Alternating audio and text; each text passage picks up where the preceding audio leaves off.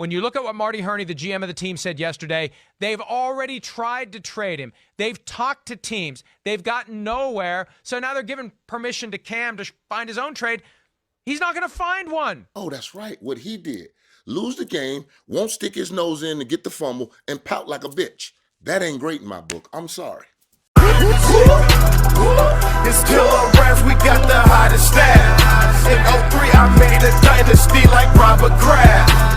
What's up, y'all? OG the Beast here. This is another hot take blank. This is a segment where I choose a current topic and spend about 5 to 7 minutes giving my take on the situation. Today, the blank is Cam Newton. So if you enjoy having me entertain you, please leave a like on this video. Also, don't forget to subscribe if you're new to the channel. Now, last week, the Carolina Panthers cut Cam Newton because they legit couldn't find a trade partner for the former MVP. I do not get this for the life of me. Let me try to process this bit of information, y'all. So you mean to tell me there is no market for Cam Newton in the NFL? Not even as low as for a 7th round pick? I mean, that would be below his aura, but still, they cut him. He clears the waivers and he still hasn't found a job yet. Now, this could be because of the current pandemic that's going on, due to the fact that he does have to take a physical and whatnot, but hey, Tom Brady sure as hell got signed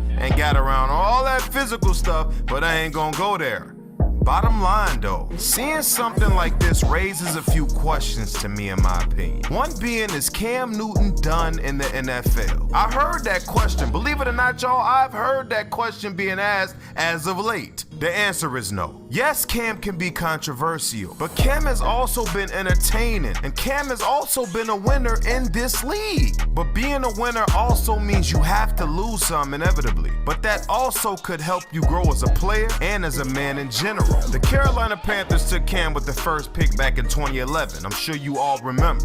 He broke all kinds of records from the moment he stepped through the door as a rookie and proved to live up to every bit of the hype from his Auburn days. The Panthers had some success with Cam, building a system around him that caters towards his strengths while attempting to hide some of his weaknesses. Every player has weaknesses. I don't care who you are. But in my opinion, Carolina ran him into the ground, yo. Running certain QB draws and power plays for your quarterback? I mean, we had to know that would eventually take a toll on his body. But Cam being the most physically gifted athlete we have ever seen at the QB position, shoot, damn near in the NFL, period, standing at 6'5", over 250 some odd pounds, probably clouded their judgment when it came to play calling and protecting their investment. But in 2013, right? In 2013, who was responsible for getting the Panthers their first playoff win in almost a decade? Newton was. And then 2015 happened. I know y'all remember 2015. This is when Cam Newton became Cam Newton, the household name, the walking viral vine, winning the MVP and getting this team to the game of all games. I mean, I remember that season like it was yesterday. All the dancing, all the dabbing, all the Supermaning. He was pulling out every trick in the book that season. And face it, we all loved it. Don't sit here and act like we didn't love it. I mean, that year it seemed like Cam and the Panthers couldn't do no wrong. But this game is the game that everybody brings up for some reason when they refer to Cam Newton, the Super Bowl. He wasn't ready for the big stage. He's not as good as everybody thought. He wouldn't put his body on the line for the loose ball. When he lost, he showed poor sportsmanship by keeping his head down. Listen, the bottom line is this. The media has control over how the public thinks. Let's face it, I don't care who you are, they have an influence on you, even me to some point. They have the power to create whatever narrative they choose.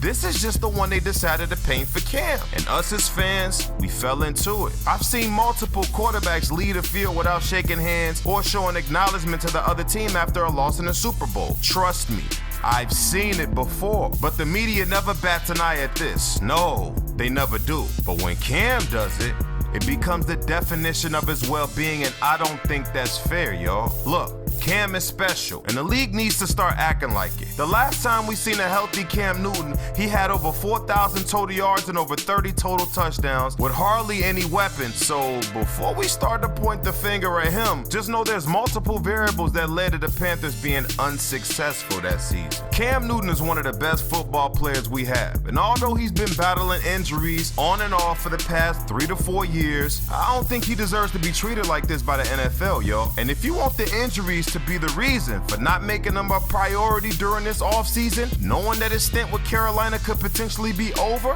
is your loss. So you mean to tell me the Bears passed on Cam and bring in Nick Foles? The Jags pass on Cam for Gardner Minshew? The Panthers cut Cam Newton? The Pats? Y'all can't use Cam? There are multiple teams that could use him as an immediate starter, but because of the narrative created for Cam to be the bad guy and the fall guy for the lack of recent success of the Carolina Panthers makes things difficult. Cam has been recently posting a lot of workout videos to show the public what he's been up to. He's been trying to let everybody know that he seems to be 100% and ready to prove all y'all wrong.